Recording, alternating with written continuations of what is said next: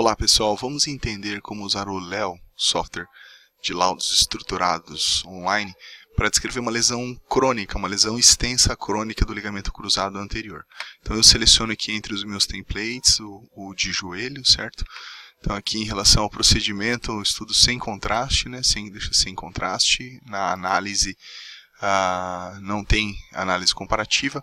Então vamos utilizar esse estudo de uma ressonância do joelho de um paciente de 34 anos, que ele apresenta essa lesão extensa do ligamento e crônica do ligamento cruzado anterior, aqui próximo da origem, bem na origem femoral mesmo. Então é uma lesão praticamente completa, né? Além disso, a gente tem uma abrasão aí difusa da cartilagem patelar, sobretudo aqui no vértice e na faceta medial da tróclea, né, atingindo as camadas médias, algumas fissuras condrais profundas, um derrame articular com pouca sinovite, né, quase não tem sinovite, quadríceps e o patelar estão ok, não parece ter muita rofite lateral. No menisco tem algumas alterações degenerativas no corno posterior do menisco lateral. Também temos no corpo e corno posterior do menisco medial algumas alterações, algumas fissuras interossubstanciais, com uma irregularidade das margens livres, e nós temos esse cisto de Baker aqui sem sinais de rotura. Então, como podemos usar o LEO para construção? Eu sempre sigo de forma estruturada aqui essa coluna à esquerda, né? Então a gente não tem comparação. Em relação ao fêmur patelar, você pode optar por descrever separadamente, ou nesse caso, como o padrão é bem semelhante, podemos descrever juntos, né?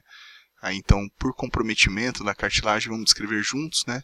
Então, não é tão discreta, ela chega a ser moderada, né? Com erosões que atingem a camada média, algumas fissuras profundas. Eu gosto muito de especificar onde há o maior predomínio.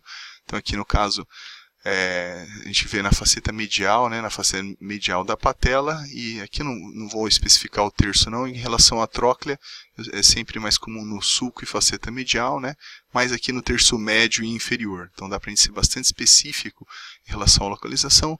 Não havia, vou voltar um pouquinho aqui no relatório, a gente não observa alterações subcondrais, né, então não tem cisto, não tem edema ósseo, então a gente vai manter sem alterações subcondrais, né.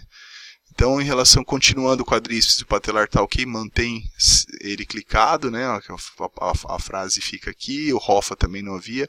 E aqui sim, no ligamento cruzado anterior, a gente vai no ligamento cruzado anterior, existem os padrões mais frequentes aqui de roturas completa aguda, extensa aguda, completa crônica, parcial ou reconstruções, que está muito interessante também, mas vamos na lesão crônica extensa, né? Que aconteceu mais no terço proximal, como nós vimos. E os demais ligamentos eu vou só mantê-los aqui, ó, posterior e colaterais íntegros, ok? Então, finalizando a parte dos meniscos, a gente chega nos meniscos aqui, inicialmente o menisco medial, ambos tinham alterações degenerativas, né, o lateral também. O lateral era mais no corno posterior, manter só o corno posterior, e no medial era corpo e corno posterior, tá ok?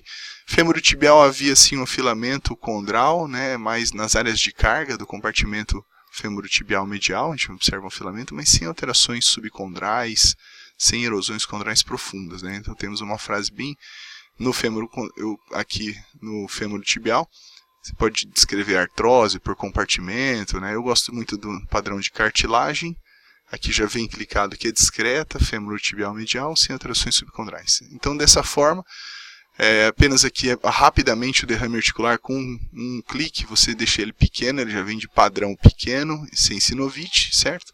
E dos planos miotendinos nós tínhamos um cisto de Baker, vou clicar o Baker, um cisto pequeno, né? Não tinha, vou deixar moderado, não, vou dar a medida dele, que a medida era 4,5 cm, 4,6, e sem roturas. Então dessa forma vamos ver como ficou o relatório. Então aqui em detalhes, né, o afilamento condral irregular, femoropatelar, erosões que atingem a camada média e microfissuras profundas, né, predominando no vértice e faceta medial da patela, e no sulco e faceta medial, no terço médio inferior, conforme nós observamos, né.